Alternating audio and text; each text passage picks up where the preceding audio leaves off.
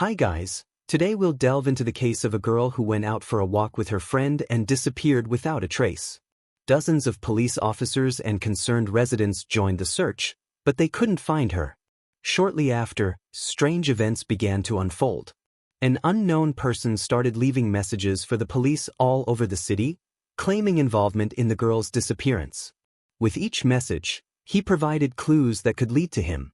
But despite all this, his identity remained unknown, and the sad truth was only discovered 30 years later. April Tinsley was born on March 18, 1980, in Fort Wayne, Indiana. She was the oldest child in her family. April attended elementary school and participated in the children's choir at the local church. But her favorite thing to do was hanging out with her friends, playing around the neighborhood, and just having fun. On Friday, April 1, 1988, when April was 8 years old, she came home from school early, excited to go out and play. After lunch, she asked her mom if she could go over to her friend Nicole's house, just a few hundred yards away. Her mom agreed and let her go, as she had done many times before. Nicole lived just a short walk away, and their neighborhood was considered safe. She reminded April to call her from Nicole's house as soon as she got there, and handed her an umbrella. It was almost 3 p.m. and rain was expected soon. A few minutes later, April called her mom from Nicole's house, and the mother told her to be back home by 4 p.m. But when the time came and went, April still hadn't returned. Her mom started to worry that she might get caught in the rain and called Nicole's house. Nicole's mom answered and said that April and her daughter had gone to play at a nearby playground. While they were there, it started to rain and April realized she had left her umbrella at Nicole's house. April told Nicole she would walk to her house, get the umbrella, and then head home as she promised her mom she'd be back when it started raining. Nicole, on the other hand, decided to go to another friend's house, and the girls went their separate ways. However, Nicole's mom said April never came by to get the umbrella, even though she had left the playground almost an hour ago. Hearing this, April's mom immediately started to worry. She told her husband that their daughter was missing, and they both went out to look for her. Several neighbors joined them upon hearing about April's disappearance, and together they searched all the streets connecting Nicole's house, the playground, and their home. But they found no trace of her, so the parents decided to call the police. Officers came to their home, got a photo and description of April, and started their search. Within hours, dozens of neighbors joined in, eager to help the Tinsley family find their daughter. The search area stretched for several miles around April's route, but they couldn't find any traces of her. As night fell, the police began to suspect that they were likely dealing with a kidnapping. If April had gotten lost on her way home, they would have definitely found her by now, but it was as if she had vanished into thin air. The next day, the search area was expanded and news of April's disappearance spread throughout the city. Despite more police and volunteers joining the effort, they still couldn't find her or any clues. This continued for 3 days, until April 4th, when a man called 911 and said he was out jogging along a road about 20 miles from April's home. As he ran past some fields, he noticed something strange in a ditch. When he came closer, he realized it was a human body. The police arrived at the scene and found that it was April Tinsley. She was fully clothed except for one shoe. Officers couldn't find any obvious signs of trauma on her body, but they were almost certain she had been murdered. They speculated that an unknown perpetrator killed her elsewhere, then brought her to this field and left her body in a ditch. Police also found an adult toy nearby, but they weren't sure if it was connected to the case. Later, they did find April's second shoe, which was lying on the other side of the road, a few hundred yards from her body. Medical experts concluded that April had died from asphyxiation and also had been sexually assaulted. They determined that death occurred within the last 2 days before the body was found. This meant that the perpetrator had kept her alive for some time. Experts collected the perpetrator's semen from the body, although at the time, the FBI didn't have a DNA database, and DNA analysis and forensic science was still in its early stages. As a result, detectives had to rely on finding new leads, and they didn't have to wait long. After the body was discovered, investigators reached out to the public through the media and received numerous tips. There were 2 particularly interesting leads. One man called the police and reported that he had driven past the field where April's body was found and saw an old blue pickup truck parked on the side of the road. Investigators believed it could belong to the killer, and the witness might have seen it when the perpetrator came to dump April's body in the dish. The next lead became even more valuable. A woman who lived along the route from the playground to Nicole's house reported seeing a girl resembling April on the day of the disappearance. According to the witness, as the girl walked along the road, an old blue pickup truck pulled up beside her, and a few seconds later, it drove away with the girl. The car obstructed her view, so the witness couldn't see exactly how the girl got inside, but her tip became the first significant lead for investigators. The woman also provided a description of the driver. He was a white man around 30 years old with blonde or ginger hair. Based on this information, police created a sketch of the suspect and distributed it to the media along with a description of his car, hoping someone would recognize him. The FBI soon joined the investigation. Together with the police, they looked into the possible involvement of all men who had previously been convicted for sexual crimes living in April's area and tried to find new leads. At some point, they were informed that the suspect's portrait resembled a man who had been involved in some organized crime activities and had an interest in Satanism. Investigators checked on this individual but couldn't establish his involvement. However, they arrested him for another offense. Police continued to follow up on tips and investigate various individuals, but they couldn't make any significant progress. This went on for several months, and eventually detectives hit a dead end. It's worth mentioning that during the search for the killer, police uncovered several other crimes against children and arrested the perpetrators, but the one responsible for April's murder remained unknown. In the following years, there were no major developments in the case, but in May 1990, everything suddenly changed. A teenage boy living 10 miles from where April's body was found discovered a message on his shed. It was written from the perspective of the perpetrator, where he confessed to April's murder and hinted at more killings to come. The perpetrator also inquired whether the police had found the victim's second shoe. This immediately led detectives to believe that the author was indeed April's killer, rather than someone playing a prank. At that time, information about the victim's shoe being found several hundred yards from her body had never been reported in the media, so only the killer could know this detail. Another intriguing detail was that this message had been initially written in pencil and then outlined in marker. This led investigators to speculate that the perpetrator may have left the message months before it was discovered and decided to return to make it more noticeable by outlining it in marker. Police decided to publish photos of the message, hoping someone would recognize the handwriting, but it didn't lead anywhere. Just a few months later, residents of Fort Wayne were shocked by the news that police had found the body of a 7-year-old girl in another part of the city. She had been sexually assaulted, and the cause of death was asphyxiation. Given the striking similarities to April's case, police immediately suspected the same person was behind this murder.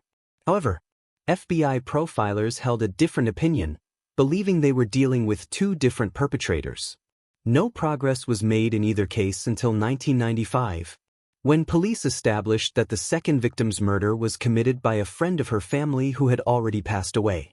As a result, the case was closed and investigators stopped considering it related to April's murder. Detectives also waited for the perpetrator to leave them new messages. It was clear from his first inscription that he enjoyed taunting the police and feeling his impunity. But as the years passed, no new messages were found. This continued until 2004. When the case suddenly took a new turn.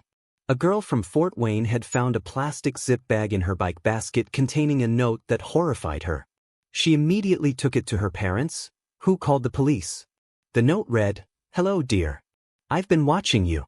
I'm the one who kidnapped, assaulted, and killed April Tinsley. I have a gift for you. You will be my next victim. If you don't report this to the police and I don't see this note in tomorrow's local news, I will destroy your home, killing everyone but you. You will be mine." Police had no doubt that the note's author was indeed April's killer.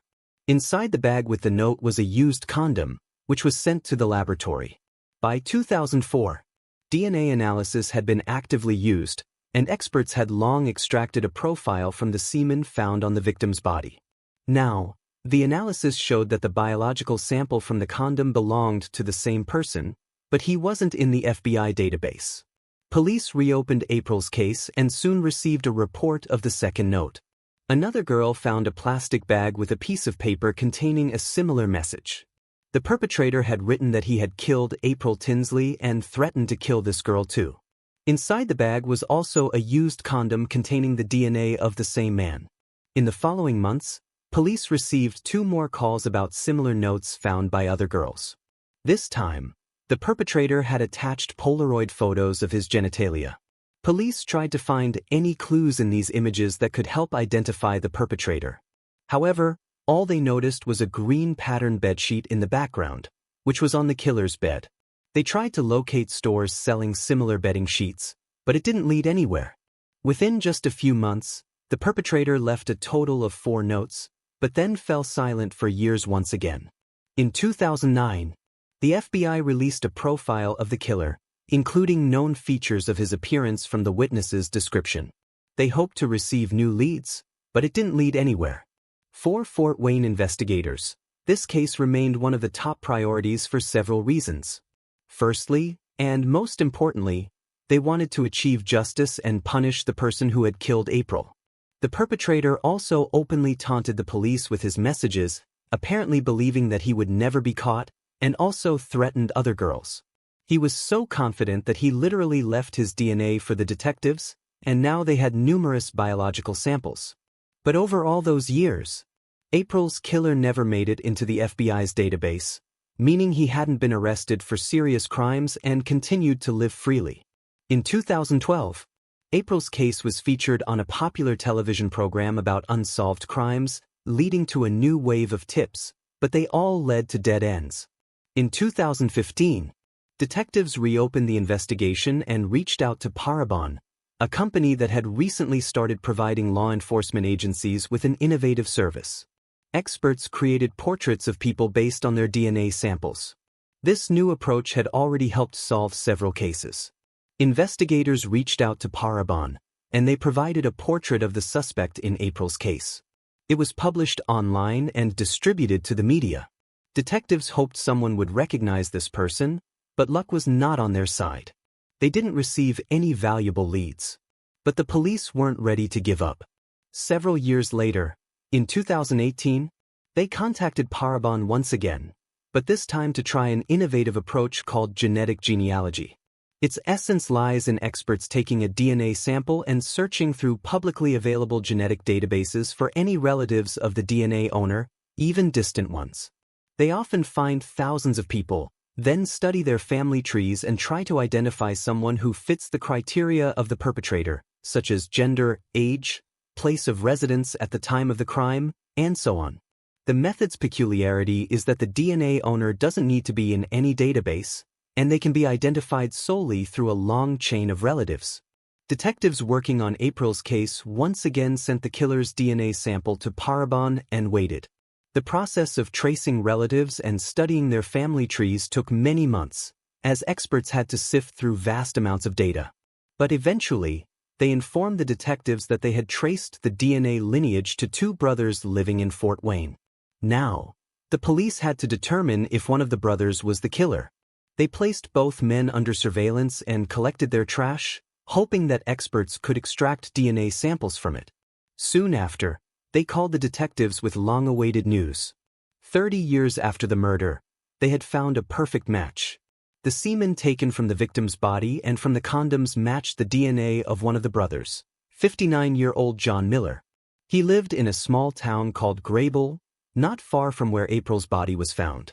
At the time of the murder, he was 29 years old and lived in the same trailer.